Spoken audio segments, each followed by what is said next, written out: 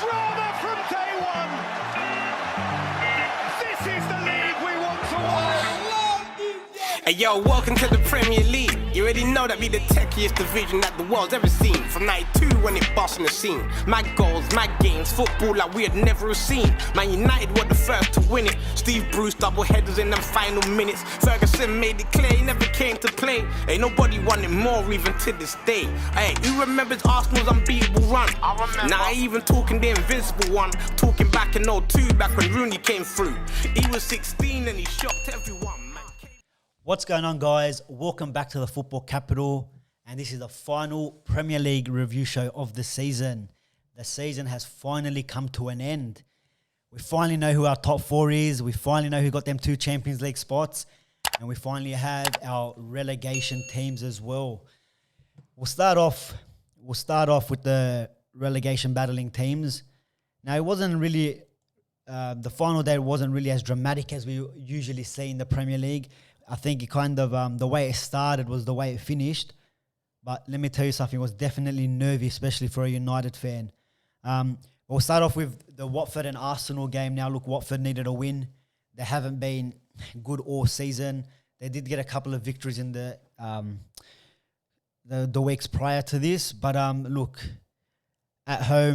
away to Arsenal at the Emirates, Arsenal usually win their last game of the season. Looking back at the records. And yeah, look, 3-0 down was in the first half. I think giving away a penalty in the opening, 5 minutes? Let's just have a quick look. 5 minutes, yeah, that's right, giving away a penalty there, and it wasn't a good start for him. And then, yeah, going into the break at 3-0 down, it wasn't the start, or it wasn't the half that Watford really wanted, especially knowing that it was still 0-0 at the other game, which was West Ham and Aston Villa, the game that they were really relying on. But 3-0 down, they 4 goals to score to try and win the game was a big task. I mean, you think maybe Arsenal in the second half had one eye on the FA Cup, kind of, lost a bit of concentration, giving away a penalty. I think David Luiz again. And then Danny Welbeck getting a goal to make it 3-2. Maybe you thought a little bit of a grandstand finish there, but it wasn't to be for Watford. They went down in that game and also went down into the championship. And like I was just saying, the game that they were had a close eye on was the West Ham and Aston Villa game. Now, 0 for most of that game. I think Aston Villa were pretty much on top of the game. They knew what this game was all about. West Ham safe, grabbing that 1 point against United at Old Trafford, I think kind of sealed the deal for them in the Premier League. But if there was one player to step up in a game like this was Jack Grealish, and what a goal it was from him. But it was didn't last long, because a minute later, I think the West Ham grabbed the goal, and it might have been a deflection of Jack Grealish. I'm not too sure, but I think it might have been of him. And then he got a bit shaky for them towards the end of that game, with that game finishing 1-1. And then you've seen the celebrations after they heard the news that Watford lost to Arsenal there. So Aston Villa, they survived. I don't know how they survived. That game last week against Arsenal was probably a big one, getting the valuable 3 points there. But we'll see what they can do next year in the Premier League. Players like Jack Grealish, was that his last goal and the last time in our Aston Villa shirt? We know he's linked to United for a couple of months now. Are they going to start losing some of their players, and can they recruit? Also on that, Watford, can they keep the players if they want to come back into the Premier League next season? Let us know, because they got some good players. Like, you got players like Deulofeu, Troy Deeney, Sarr, Pereira. That's there. Some big players they would want to hold on to if they want to come back into the Premier League. But I think you really see some of them players leaving. Then we had Bournemouth. Now, Bournemouth, the last couple of weeks, maybe not some of the best results for them. I know going down to United, I think before that to Liverpool as well. They had a couple of tricky games, but then I think they beat Leicester 4-1, and now beating Everton as well. But it wasn't enough for the Cherries to stay in the Premier League. I think they were how many points? 1 point behind. So even they needed West Ham to score him a goal. Yeah, 34. So even that, if West Ham grabbed the goal, you would have seen how's their goal difference. Goal difference would have probably been the same or a bit better, and you could have seen Bournemouth still in the Premier League. And even them, when it comes to players for next season, I think you got Callum Wilson already linked to Tottenham for next season. Joshua King, we saw him linked with United in January. I'm not saying he's going to go there, but is there going to be clubs after him? We saw Ryan Fraser not even play after the restart, after they didn't want to re-sign that extra contract to extend it past the cutoff date. So Eddie Howe didn't even play him at all. So you got players like that could potentially be leaving Bournemouth. So for their push to come back into the Premier League is going to be pretty difficult. But Aston Villa survive in 17th by that 1 point. West Ham just above them. But yeah, look, that's the bottom half of the table. We finally got our three relegation teams: Bournemouth, Watford, and Norwich, who've been relegated a couple of weeks ago. Also, Leeds United have been promoted, and also West Brom. And then the playoffs are happening at the moment. And I think, who was it? Brentford went down to Swansea, was it 1-0? And then Cardiff went down 2-0 to Fulham. So that's the first leg. The second leg will be played this week as well. And then I think we might have our final next week. So to see who our third and final team to come up into the Premier League is. But the top four race, it was an interesting one. As we know, Liverpool, we'll quickly touch on them. They won 7 games to go. They won the league, finishing off with now 99 points, 1 point short of that 100 mark. But I think 99 points is a club record as well. 2 points better off from last season, which they finished on 97. And look, let's be honest, Liverpool did deserve it this year. 3 draws, only 3 losses. And look, when United used to dominate the league in the 90s and in the 2000s, we weren't losing more than 3-4 games a season. And now, especially now when you got teams like City and Chelsea rebuilding now, bringing in some more players, losing 9 games like City did, 8 like United, 12 like Chelsea did, you're not going to be winning the league. And I think Liverpool well and truly deserved it. 32 wins. I think that's a joint record now with Manchester City. They broke a lot of records this year, Liverpool. How many straight wins at home? Haven't lost at home in how many seasons now? The goals tally, everything, they pretty much broke records this season. So congratulations to them. Manchester City, even though most of us think they're still the better team, not just in the Premier League, but maybe in the world. Look, they just scored 202 goals this season. I'm sure probably that's another record, who knows? But it's the losses for them. And I think the players they lost with Laporte and a lot of the other players in defence that they lost due to injury this season, I think that's where they kind of suffered in the Premier League. But I think now with their Champions League band kind of brushed off, I don't know how. If you have to pay a fine, that means you did something wrong. I don't know how they got innocent when they have to pay a fine. Doesn't make sense to me. But anyways, money talks. But look, the two spots that everyone was waiting for: 3rd, United; 4th, Chelsea; 5th, Leicester City. That's the way they went in on the last day. And look, how was United 3rd after the last couple of performances? I have no idea. But going into this game against Leicester City, it was pretty much a cup final for Oli and United. And you know what? They done it. You got to give United credit now for all the people that wanted Oli out. I want written apologies. All the people that wanted to bring in Poch or he's not good enough. Look where we're sitting at the table about all of this. Look at us now, behind probably the 2 best teams in England.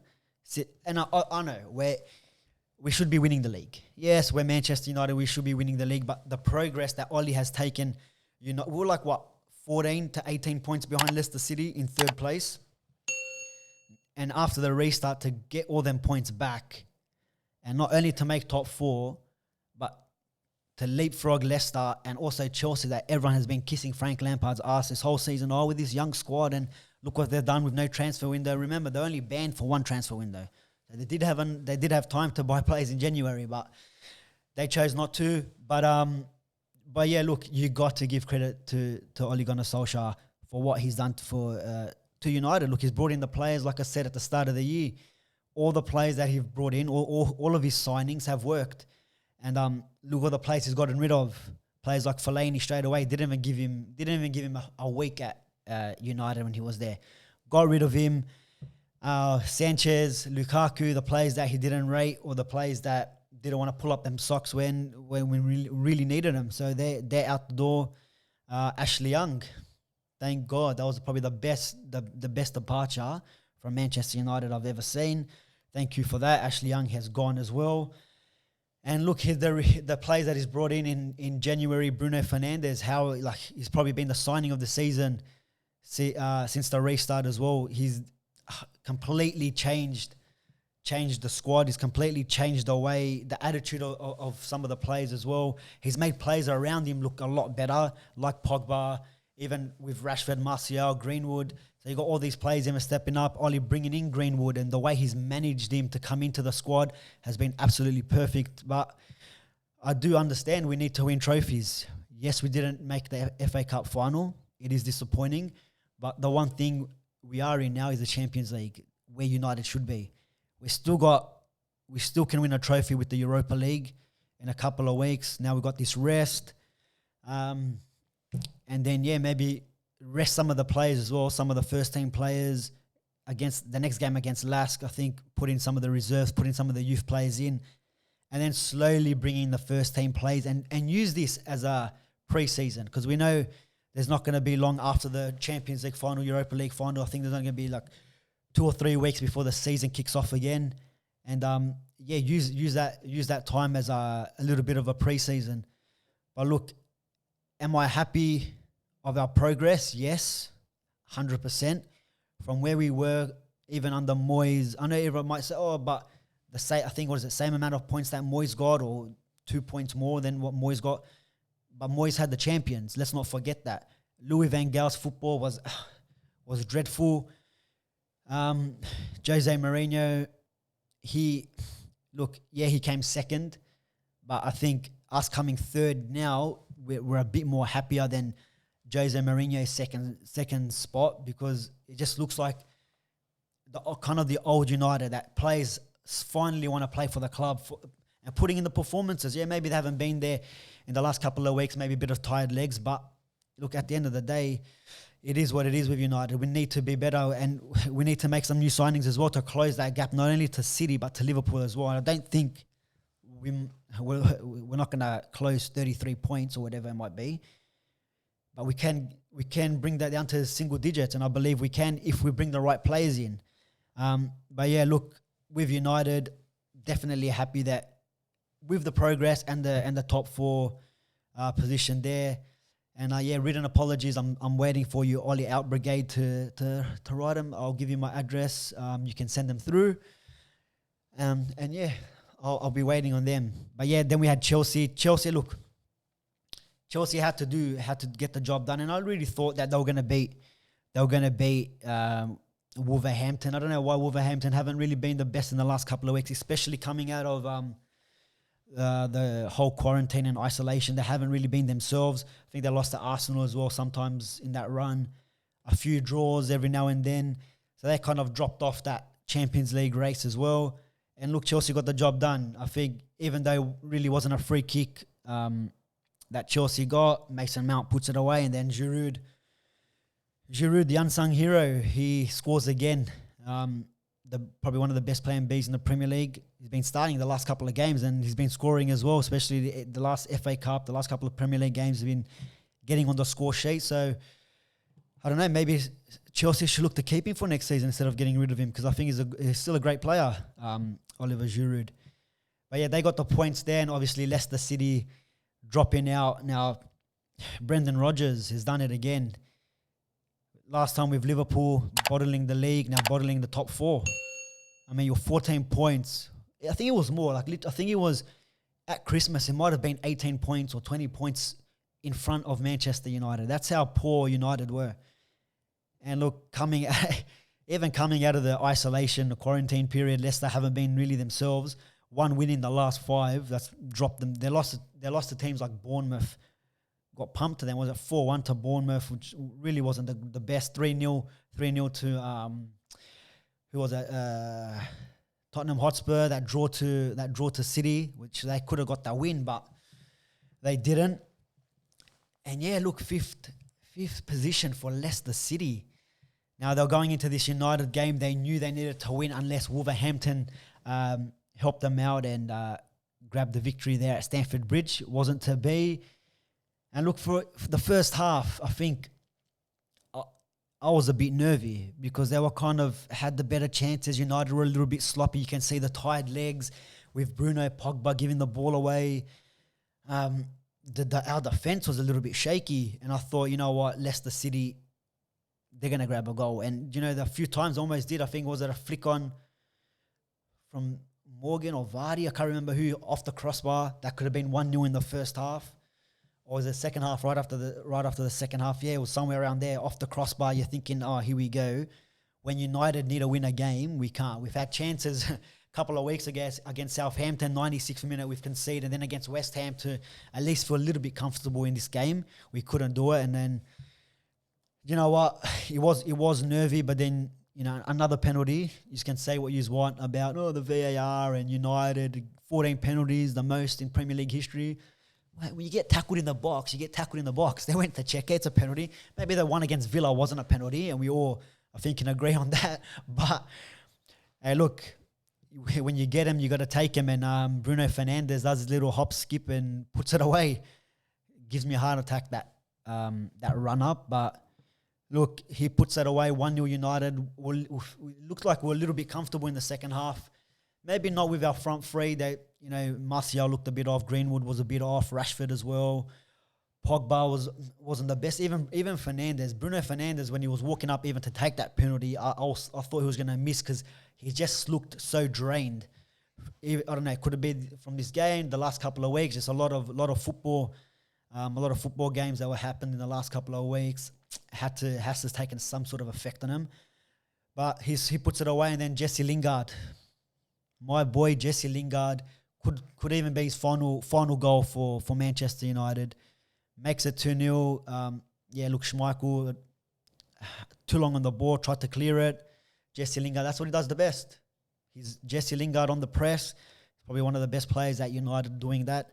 But yeah, Jesse Lingard grabs his goal. Could be his last one. I think he can still do a role off the bench. We all know the last couple of months what he's been going through. He came out, done that little documentary, and he spoke about his little slump that he had, or a year and a bit slump that he had with the whole family issue. So hopefully he can get another chance. Maybe not as a starting player. We all know he's not up to it for a starting player, but someone to come in as for a rotation to give United, especially when we're versing some of the teams like Liverpool and City that love to press. I think Jesse Lingard does that role perfectly. But he grabs us the goal, 2-0. Leicester drop out of the top 4 race, and they're going to be shattered because, especially being in that top 4 for most of the season, for 7-8 months, to drop out on the last day or the last couple of weeks would really hurt them, especially players like Jamie Vardy and all that. Definitely upset, but they did have a lot of players out as well. So, like Maddison, Sionchu suspended, which didn't help their cause as well. But look, Tottenham finishing 6th. We saw how Jose Mourinho celebrated that 6th position. Is that what we're doing, Jose? Celebrating 6th. Unbelievable. 7th, Wolverhampton. Arsenal, Banter FC finishing 8th. Sheffield United a little bit disappointed where they were right after the quarantine, or the sitting in 5th position, a win away from top 4, literally. But yeah, they dropped in the last three losses. The last 3 games, they've lost all 3. So they slumped big time there. Lost to Leicester, lost to Everton, and then last day of the season to Southampton, which is another team that's been picking up the points. Then Burnley, Southampton, Everton, Newcastle, Crystal Palace, Brighton, and then the bottom, West Ham, Aston Villa that survived. And like I said before, Bournemouth, Watford, and Norwich City all relegated. Yes, guys, that wraps up. And let's touch on that. I just remembered. Remember that game against Sheffield United and Aston Villa, that ball that went in, but Golan decided to take a day off, kind of saved Aston Villa. Big turning point of the season, that one. But yes, guys, that is the final episode of this season. Thanks to everyone who's been on this journey for another year. Thanks everyone who supported us. We'll be back next year. Once again, thanks for watching. Make sure you subscribe. Hit that notification bells. Leave all your comments down below. Who do you think is the player of the season? Who's the best player after the quarantine, the signing of the season? Leave all your comments down below. And yeah, we have a lot more content coming for you in the next couple of weeks, especially with transfers now. And yeah, guys, we'll see you next time.